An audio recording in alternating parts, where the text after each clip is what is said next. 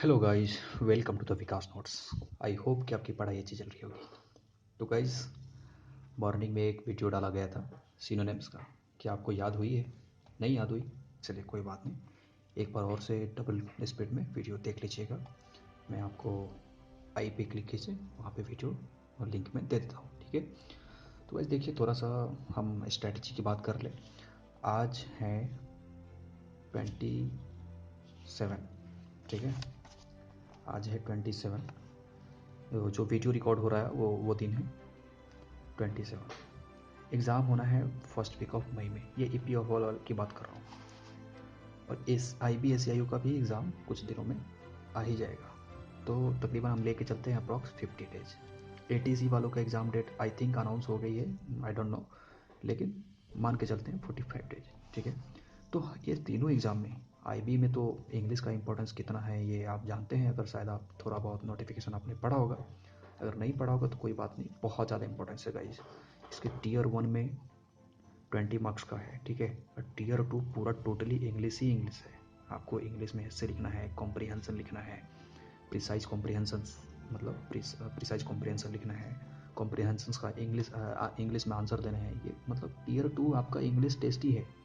तो इंग्लिश का इंपॉर्टेंस आप समझ सकते हैं। और वैकेंसी काफ़ी तगड़ी है, तो don't ignore this exam guys.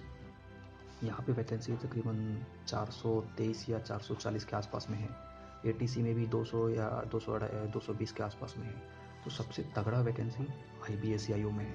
तो इंग्लिश की वजह से आप इस एग्ज़ाम को इग्नोर मत कीजिए, मेरे साथ आप बने रहिए। इंग्लिश बहुत आसान हो जाएगा। 30 दिन के अंदर मैं आपको इंग्लिश काफ़ी अच्छा करके दे दूँगा। लेकिन सिंसियरली, ऑनेस्टली आप मेरे मुझ पर ट्रस्ट कीजिएगा, ठीक है। तो देखिए, 50 डेज़ हैं, तो इंग्लिश आपको 30 डेज़ में तकरीबन कंप्लीट करा दूंगा। और वीडियो जो मैंने एक सप्ताह पहले डाला था वो कैसे कंप्लीट होगा वो सब उसमें बता दिया गया है कि 4 पॉइंट में बेसिकली हम वोकैब सीरीज़ को ला रहे हैं। सिनोनिम्स में, एंटोनिम्स में इडियम्स एंड फ्रेजेज हैं, एंड वन वर्ड सब्स्टिट्यूशंस है। उसका सोर्स क्या है वो भी बता दिया था हमने कि डिफेंस जितने भी एग्ज़ाम हुआ है आज तक, जैसे NDA का, CDS का, FCAT का, CAPF का, उस तकरीबन 5 से 10 साल के क्वेश्चन पेपर्स में से जितने सिनोनिम्स एंटोनिम्स था सब निकाल लिया गया। SSC का जो CGL होता है, CHSL होता है, CPO होता है, MTS होता है, ये बैंकिंग का जो SBI PO होता है, IBPS PO होता है। अब रिसेंटली RBI ग्रेड B का एग्ज़ाम का नोटिफिकेशन आया है। तो जितने भी एग्ज़ाम हैं उस सब की जो पिछले 5 से 10 साल की जो इंग्लिश वोकेबलरी जो आया था, उन सबको मैंने कंपाइल करके एक PDF बना दिया है। और उस PDF से ही आपको डे बाई डे करके आपको 50-50 मैं मॉर्निंग इवनिंग मॉर्निंग देता रहूँगा। आप उसको याद करते रहिए, और याद करने के तरीके बताऊँगा, आपको रटना नहीं है। रटेंगे तो सीरियसली गाइस आपके दिमाग को वो सूट नहीं करेगा, वो पहले ही निकाल देगा। और जैसा डर पहले था वैसा ही डर बना रहेगा। गाइस एक इम्पोर्टेंट बात बता दूँ कि इस वीडियो में जो भी वर्ड आपको बताऊंगा उसकी प्रोनाउंसिएशन में भी, अगर आप डिफरेंट स्टेट से हैं, मैं जहाँ पे हूँ वहाँ से डिफरेंट स्टेट से हैं, तो आपकी प्रोनाउंसिएशन अलग हो सकती है। क्योंकि आपको भी पता है इंग्लिश इंडिया पे वेल गेस्ट हैं, मेहमान की तरह है। इंग्लिश जो लैंग्वेज है वो मेहमान की तरह है। तो हर स्टेट अपने अपने तरीके से इसका वेलकम करता है। वेलकम इन द सेंस की मेहमानवाजी, प्रोनाउंसिएशन, ठीक है। अगर मैं कोई वर्ड को अलग तरीके से पढ़ रहा हूँ तो आप मे भी हो सकता है अलग तरीके से पढ़ते हो, लेकिन मकसद ये नहीं, मकसद ये है कि आपको अच्छे से याद कराना है। समझ रहे बात को? ठीक है, तो चलिए स्टार्ट करते हैं ज़्यादा देर ना करते हुए। काफ़ी लंबा वीडियो बन जाएगा वैसे, ठीक है। तो 90 डेज़ है। 90 डेज़ में हम तकरीबन 30 डेज़ में 20 मार्क्स का कवर कर ही लेंगे एनी वे एनी हाउ। बाकी आप पैरेलल में GS वगैरह या EPF का स्पेशल आप पढ़ते रहिए। ATC वालों को कह रहा हूँ, आप मैथ और फिजिक्स पे भी ध्यान दीजिए। इंग्लिश में आपको करा दूंगा। IB वाले सबसे ज़्यादा इंपॉर्टेंट, ठीक है। ध्यान दीजिए आप, इंग्लिश बहुत इंपॉर्टेंट है, तो आप इग्नोर मत कीजिएगा ये वीडियो। अगर वक्त नहीं है तो डबल स्पीड में सुनिए, लेकिन सुनिए, ठीक है। एनी वे एनी हाउ आप सुनिए, कभी भी सुनिए, रात को सोते वक्त सुनिए, लेकिन सुनिए। चलिए स्टार्ट करते हैं। तो देखिए, ये है एंटोनिम्स का lecture number first, vocab series का लेक्चर नंबर सेकंड, ठीक है। तो इसमें जितने भी वर्ड आपको दिया जाएगा, बताया जाएगा, ठीक है, समझाया जाएगा, ये सब SSC CGL का जो प्रीवियस ईयर है वहाँ से ही कॉपी की गई है। तो आप ये मत समझिए कि ये मैं अपने जेब से निकाल के दिया हूँ, ठीक है ना। तो गाइज आपका काम बस इतना ही है कि आप इसको देखिए, समझिए, याद कीजिए, बाकी सारा काम मुझ पे छोड़ दीजिए।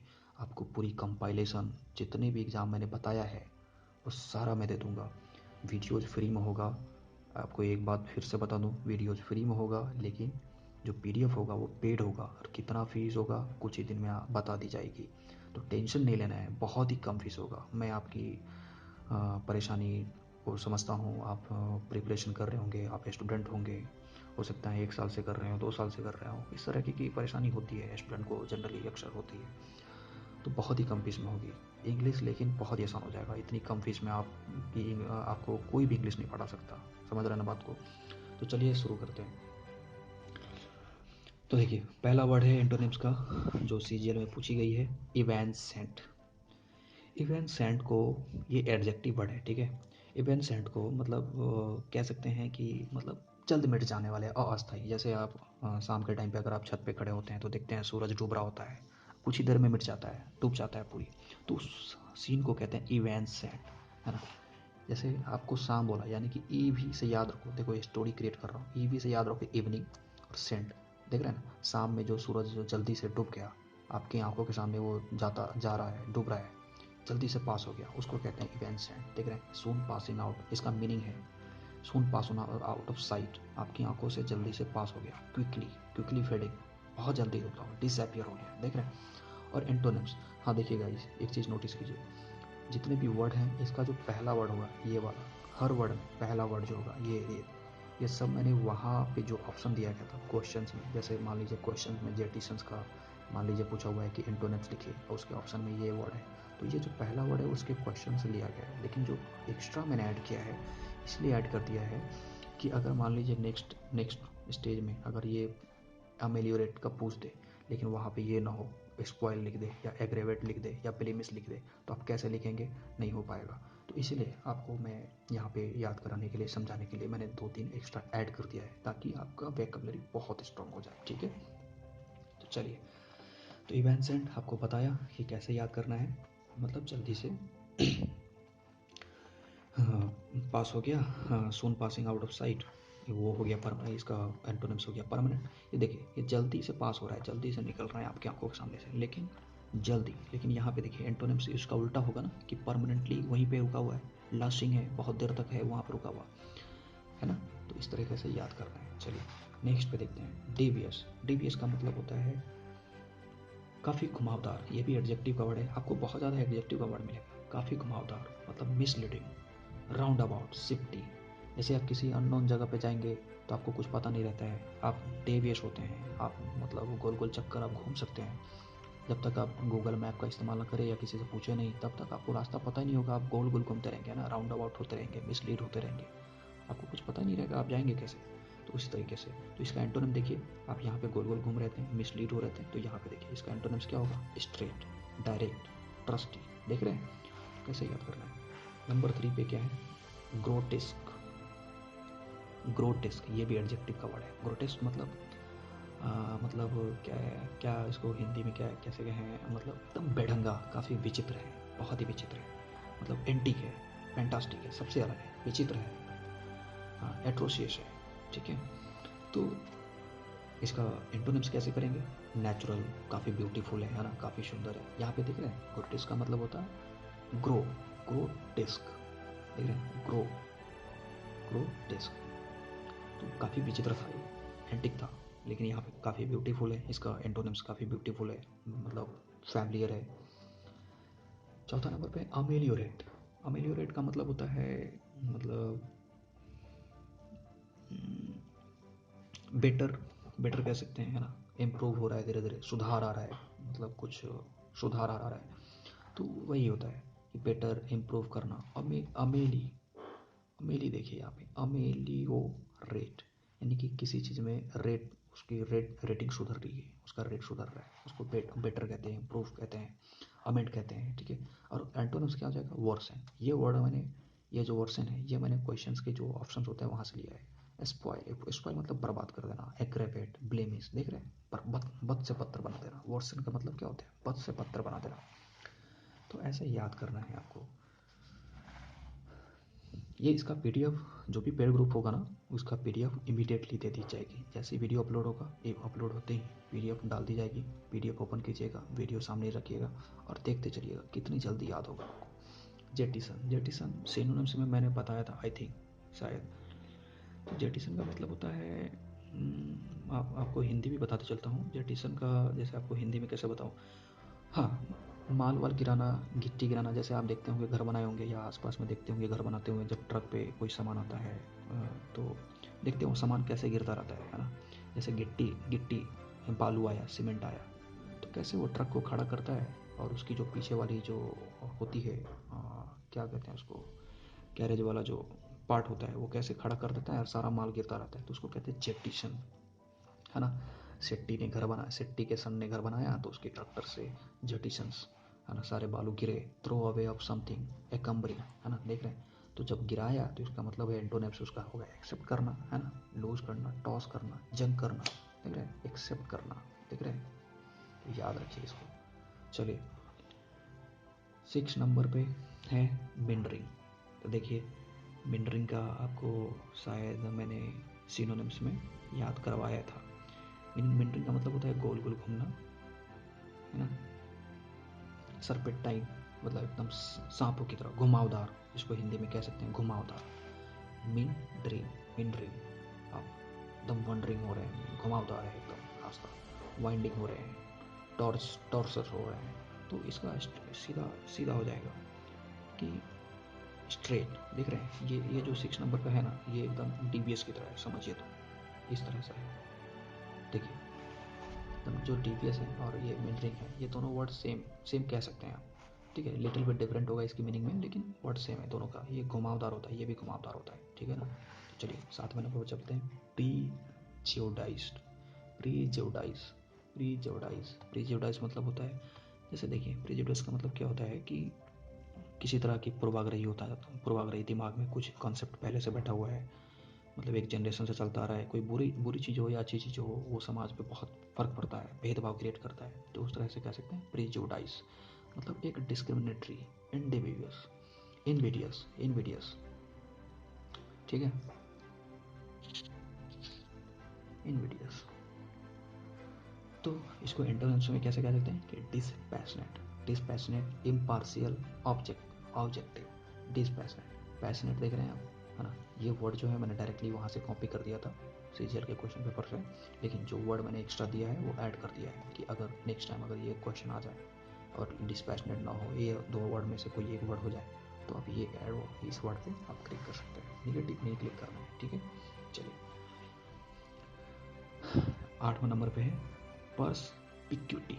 पर्सपिक्यूटी पर्सपिक्यूटी का मतलब होता है जैसे अंधकार से छुटकारा पाना, समझ रहे हैं। इसको कह सकते हैं अंधकार से उजाला की तरफ बढ़ना, या कहते हैं किसी के जीवन में रोशनी आता है। जैसे आप लोग पढ़ाई कर रहे होंगे तो थोड़ी सी डिप्रेशन होगी, परेशानियाँ होती होगी, पैसे का प्रॉब्लम होता होगा, लेकिन जैसे ही जॉब मिलेगा तो आप उस सिचुएशन से बाहर निकल जाएंगे, समझ रहे हैं।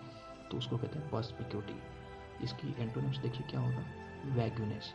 देखिए गाइस, आपको एक बात बताऊँ, आपको थोड़ा सा एक होमवर्क दे रहा हूँ। जैसे ये पीडीएफ आपको दूंगा तो आप इस पीडीएफ को रखिएगा और उसको सर्च कीजिएगा।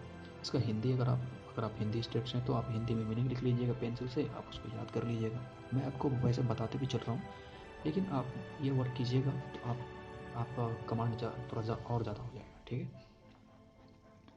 तो 9 नंबर पे है वेराइटी, VERITY। ये ई जो है मैंने कट कर दिया है, ठीक है, तो कंफ्यूज नहीं होना है, ई कट किया हुआ है। वेराइटी ये नाउन वर्ड है। वेराइटी का मतलब होता है सच्चाई, जैसे ट्रूथ, रियलिटी, वेराइटी, है ना, ट्रूथ, फैक्ट। देख रहे हैं कि सच्चाई, जो चीज़ें सच्चाई होती है वो काफ़ी फैक्चुअल होती हैं, फैक्ट में होती हैं, रियल में होती है, उसको कहते हैं वेराइटी, ठीक है। एक वैरायटी देखो, एक वैरायटी होता है VA वाला, ठीक है, तो वो वाला नहीं, वो वैरायटी मतलब डिफरेंट टाइप्स, अलग अलग वैरायटी के हो गए। तो इसकी जो एंटोनिम्स होंगी क्या होगी, यहाँ पे रियलिटी है, ट्रूथ है, तो ये ऑब्वियसली फॉल्स हो जाएगी, है ना, गलत। चलिए नेक्स्ट देखते हैं फ्लोरिड। फ्लोरिड एडजेक्टिव वर्ड है, ठीक है। फ्लोरिड एडजेक्टिव वर्ड है। फ्लोरिड का मतलब होता है, मतलब काफ़ी गहरा रंग, डीप रंग, है ना, एकदम गोल्डन, चमकदार, चमकीला। और इसका मीनिंग हो गया फ्लैम्बॉयंट कह सकते हैं, रूडली कह सकते हैं, है ना। फ्लोरिड, काफ़ी मतलब फ्लोरिड मतलब काफ़ी गहरा रंग, समझ रहे, काफ़ी गहरा रंग। तो इसको एंटोनिम्स में क्या कहेंगे? पेल, अनहेल्दी, प्लेन। अनहेल्दी पेल, जैसे देखेंगे कोई अगर इंसान कमज़ोर हो जाए, बीमार पड़ जाए, तो वो उसका चेहरे का रंग थोड़ा सा हल्का पड़ जाता है, हल्कापन आ जाता है, नहीं कहते हैं पीलापन आ गया। जैसे किसी को जॉन्डिस हो जाता है तो शरीर देखते होंगे, शरीर की आँखों में देखते होंगे, काफ़ी मतलब उसकी जो स्वास्थ्य होता है काफ़ी हल्कापन आ जाता है बॉडी में। तो इस तरह के वो पेल होता है, अनहेल्दी होता है, प्लेन हो जाता है, समझ रहे। तो फ्लोरिड, फ्लोरिड, फ्लोरिड। 11 नंबर पे कंट्रोवर्शियल। कंट्रोवर्शियल वर्ड बहुत ही फैमिलियर है, मतलब हमेशा विवाद में रहना, झगड़ा होना, हमेशा झगड़ते रहना, विवाद में होना। कंट्रोवर्शियल टॉपिक है, नहीं कहते कंट्रोवर्शियल टॉपिक है। कंट्रोवर्शियल लैंड है ना, दो पड़ोसी के बीच में किसी चीज़ के लिए कंट्रोवर्सी हो जाए, ये वर्ड बहुत बहुत ही फैमिलियर है, अननोन नहीं है। तो इसको क्या कहेंगे? डिस्प्यूटेशंस। इसका जो मीनिंग है डिस्प्यूटेशंस, पोलेमिकल, ठीक है। लेकिन एंटोनिम्स देखिए, यहाँ पे मैंने सिनोनिम्स बता दिया, ये इसका मीनिंग बता दिया कि डिस्प्यूटेशन, तो जैसे इन लगा दिए तो एंटोनिम्स हो गया इंडिस्प्यूटेबल, एग्रीड अपॉन, यानी कि कोई कंट्रोवर्सी में है तो एग्री हो गया, तो यानी कि कंट्रोवर्सी खत्म हो गई। तो ये एंटोनिम्स देख रहे हैं, ये सेक्शन एंटोनिम्स। चलिए आ जाते हैं 12 नंबर पे। 12 नंबर पे है एक्सैजरेट। एक्सैजरेट देख रहे हैं, एक्सैजरेट, इस वर्ड पे काफ़ी जोर पड़ रहा है, यानी कि अतिरंजित हो रहा है, काफ़ी ज़्यादा जोर पड़ रहा है, एम्पलीफाई हो रहा है, देख रहे हैं एक्सैजरेट। इसको पढ़िए ज़रा, एक्सैजरेट। तो इस तरह से स्टोरी क्रिएट करके आप याद कीजिएगा, समझ रहे ना। ओवर ड्रो हो रहा है, मैग्नीफाई हो रहा है। मैग्नीफाई देखते हैं ना आप, किसी लेंस से किसी वर्ड को आप बड़ा करते हैं, उसको मैग्नीफाइंग कहते हैं, मैग्नीफाइंग चीज़ है। और ये थोड़ा सा साइंस का टर्म है, फिजिक्स का टर्म है, मैग्नीफाइंग हो रहा है, एम्पलीफाइंग हो रहा है, तो उसको कहते हैं एक्सैजरेट, समझ रहे हैं। चलिए, और अंडरस्टेड, अंडरस्टेड मतलब उसको अंडरमाइन करना, छोटा दिखाना, कमज़ोर करना, है ना। तो इस तरह से एक्सैजरेट होगा, तो इसका एंटोनिम्स क्या हो जाएगा? अंडरस्टेड करना। ये वर्ड है जो मैंने बताया कि पहला वर्ड है मैंने कहाँ से लिया? क्वेश्चन से, लेकिन बाद वाला है जो मैंने ऐड कर दिया कि अगर नेक्स्ट टाइम या किसी एग्ज़ाम में कि आपको ये पूछ दिया, ये नहीं रहे, तो आप क्या करेंगे? आप तो फिर नहीं लिख पाएंगे, इसलिए मैंने ये ऐड कर दिया है कि आपको थोड़ा सा जानकारी होनी चाहिए। चलिए 13 नंबर देखते हैं, एक्सोनेरेट। एक्सोनेरेट मैंने ये वर्ड शायद सिनोनिम्स में बताया था। देखिए बहुत सारा वर्ड है ना जो आपको रिपीट होगा, तो इसलिए दोस्त, इसलिए गाइस, आप याद कर लेना, किसी भी तरह से याद कर लेना, लेकिन कर लेना। मैंने आपको बताया, बार बार बताया कि मकसद यही है कि आपके एग्ज़ाम में नहीं छूटने चाहिए, ठीक है ना। तो ये एक्सोनेरेट याद कर लीजिएगा। एक्सोनेरेट मतलब होता है, मतलब एक्सोनेरेट को हिंदी में आपको कैसे समझाऊँ? अक्वाइट, है ना, बाहर करना, हक बहाल करना, समझ रहे हैं। कॉन्विक्ट, इसका जो एंटोनिम्स है वो कॉन्विक्ट। एक्यूज, एक्यूज मतलब आरोपी, किसी पे चार्ज लगाना, कंडेम करना, है ना। कॉन्विक्ट कहते हैं, कॉन्विक्ट है ये, एक्यूज है, आरोपी है, मतलब हालांकि साबित नहीं हुआ है आरोप, गुनाह साबित नहीं हुआ है, लेकिन आरोपी है उस चीज़ का, किसी भी मामले का। जिसे देखेंगे थे आपने कि रिसेंटली पिछले साल क्या हुआ था, बहुत सारे लोगों को दंगे में, दिल्ली दंगे में आरोपी बनाया गया था, कॉन्विक्ट किया गया था, एक्यूज़ किया गया, समझ रहे ना। लेकिन वो आरोप साबित हो या सच हो या झूठ हो, ये अलग बात है, लेकिन कन्विक्ट किया गया था। तो आरोपी बना देना, और यहाँ पे एक्सोनरेट करना मतलब हक बहाल कर देना, उसको बाहर कर देना, जो भी उस पर आरोप लगे हुए हैं उसको बाहर कर दो आरोप से, और उसको फ्री कर दो, एक्वाइट कर दो, समझ रहे ना। एक्सोनरेट बाहर कर दो, एक्सो बाहर कर देना। देखिए एक्सपोर्ट याद रखिए, एक्सपोर्ट का मतलब क्या होता है? बाहर भेजना। इम्पोर्ट का मतलब क्या होता है? अंदर आना, अंदर लाना। तो इसलिए एक्सोनरेट यानी आरोप से उसको बाहर कर दो, इंसान को फ्री कर दो, ठीक है। तो याद रखिएगा इस तरह से। चलिए अगला देखते हैं 14 नंबर का, डिसीटफुल। डिसीट मतलब धोखा देना, धोखेबाज, डिसीट, ठीक है, धोखेबाज, डिसीटफुल, है ना, मतलब चीटफुल, देख रहे हैं थोड़ा सा सिमिलर लगता है, चीटफुल, डिसीटफुल। तो फ्रॉडुलेंट, फ्रॉडुलेंट मतलब फ्रॉड, फ्रॉड मतलब आपने वर्ड ये सुना ही होगा, फ्रॉड। तो फ्रॉडुलेंट है ना, तो थोड़ा बहुत तो आप पता ही चली गया होगा, फ्रॉडुलेंट मतलब भी धोखेबाज। फॉलिसियस, ठीक है, फॉलिसियस, जो आपकी उम्मीदों पे खरा नहीं उतर रहा है, आपको धोखे कर रहा है, उसको फॉलिसियस, देख रहे हैं। अनसाउंड, तो इसका एंटोनिम्स क्या हो जाएगा? प्लेन, ऑनरेबल, ऑनेस्ट, जो ईमानदार हो, सम्माननीय हो, काफ़ी सीधा साधा हो। तो डिसीटफुल मतलब धोखेबाज का अपोजिट वही होगा ना, जो काफ़ी ऑनरेबल होगा, ऑनेस्ट होगा, सीधा साधा होगा। समझ रहे हैं बात को? तो चलिए अगला देखते हैं ऑटोनोमस। ऑटोनोमस मतलब आप पता ही है कि क्या होता है। सुप्रीम होता है, सॉवरेन होता है, इंडिपेंडेंट होता है, मतलब आज़ाद, जो जिसकी खुद की ऑटोनोमी है। जैसे देखते हैं तिब्बत चाइना के अंदर में आता है, लेकिन ऑटोनोमस है, उसकी गवर्नमेंट खुद ही चलाती है, खुद ही नियम कानून बनाता है, उसको कहते हैं ऑटोनोमस। जैसे आपने देखा होगा कॉलेज के भी ऊपर कभी कभी किसी कॉलेज के ऊपर लिखा रहेगा ऑटोनोमस कॉलेज, यानी इसका मतलब ये है कि वो सारा वो जो कॉलेज है वो सारा मैनेजमेंट खुद ही करता है, एग्ज़ाम भी खुद ही कंडक्ट कराता है, क्वेश्चन पेपर खुद ही सेट करता है, रिजल्ट भी खुद ही देता है। इस तरह का सिस्टम है, वो ऑटोनोमस है, फ्री है। लेकिन उसका एंटोनिम्स क्या हो जाएगा? डिपेंडेंट, कि भाई डिपेंडेंट है। कुछ कॉलेज डिपेंडेंट होता है यूनिवर्सिटी में, वो इंतज़ार करता रहता है, यूनिवर्सिटी नोटिस भेजेगी, एग्जाम ऑर्गेनाइज कराएगी। लेकिन कुछ कॉलेज ऑटोनोमस होता है, ठीक है, अनफ्री। ठीक है, इसका एंटोनिम्स अनफ्री। चलिए 16 नंबर पर देखते हैं सिंथेटिक। जल्दी जल्दी देखते हैं। सिंथेटिक का मतलब होता है आर्टिफिशियली मेड बाई। आपने सुना होगा घर सब में कोई अगर माँ साड़ी खरीद कर आती है ना, सिंथेटिक साड़ी है ना, यानी कि बनाई गई है, मतलब ओरिजिनल नहीं है। ओरिजिनल इन द सेंस की मतलब नेचुरल नहीं है, समझ रहे हैं ना? तो इसका एंटोनिम्स नेचुरल, एनालिटिकल, जेन्यू है ना, जेन्यून प्रोडक्ट नहीं है ना, वो सिंथेटिक है, सिंथेटिक माल है, जेन्यून नहीं है, नेचुरल नहीं है, कहते हैं ना ऐसा अक्सर। तो इस तरह से आप याद कीजिएगा, समझ रहे हैं? मेटिकुलस, मेटिकुलस मतलब, मेटिकुलस को आपको हिंदी में कैसे बताऊँ, मतलब सूक्ष्म, काफ़ी सूक्ष्म, काफ़ी महीन, मतलब एकदम महीन। तो मेटिकुलस, मेटिकुलस देखें, पंक्चुअस, एग्जैक्ट, स्ट्रिक्ट, समझ रहे हैं ना, निपुण, इसको निपुण कह सकते हैं। तो इसका एंटोनिम्स क्या हो जाएगा? केयरलेस, सावधानी, मतलब फालतू का, बेकार, केयरलेस, समझ रहे हैं ना, केयरलेस पर्सन होता है ना। लेकिन उसके यहाँ पे देखिए मेटिकुलस है, इसकी एंटोनिम से केयरलेस, ठीक है ना। मेटिकुलस मतलब निपुण, काफ़ी सावधान, समझ रहे हैं ना। पंक्चुअस, पंक्चुअस मतलब पंक्चुअल आदमी, काफ़ी मतलब समय के पाबंद आदमी है, उसको कहते हैं पंक्चुअस, यानी पंक्चुअल आदमी। एग्जैक्ट, स्ट्रिक्ट आदमी है, काफ़ी नियम कानून कायदे उसके काफ़ी स्ट्रिक्ट है, जो बोल दिया सो बोल दिया, उस पर पलटता नहीं। तो इस तरह से आप याद कीजिएगा। फीजिबल, फीजिबल मतलब जो चीज़ें आसानी से हो जाए, संभव हो, मतलब इसको हिंदी में आसान अगर कहें तो संभव, पॉसिबिलिटीज, समझ रहे हैं ना। तो कैपेबल ऑफ बीइंग डन। और इसको एंटोनिम्स कहेंगे इम्प्रैक्टिकल, इम्प्रैक्टिकेबल, ठीक है, इम्प्रैक्टिकल जो असंभव, सॉरी मतलब असंभव हो, हाँ असंभव हो, समझ रहे हैं, इम्प्रैक्टिकल। 19 नंबर पे है इन्फॉर्मिटी। इन्फॉर्मिटी देखिए, इन्फॉर्मिटी का मतलब क्या होता है? आपको हिंदी में इन्फॉर्मिटी का मतलब कह सकते हैं दुर्बलता, कमजोरी, ठीक है, कमजोरी कह सकते हैं, जिसमें कुछ खामियां हो, डिफेक्ट हो, उसको इन्फॉर्मिटी। फार्मिटी मतलब, फार्म मतलब होता है काफ़ी तगड़ा, स्ट्रॉन्ग, बहुत स्ट्रॉन्ग। लेकिन इन्फॉर्मिटी है तो इन्फॉर्मिटी लग गया तो काफ़ी कमज़ोर हो गया, है ना।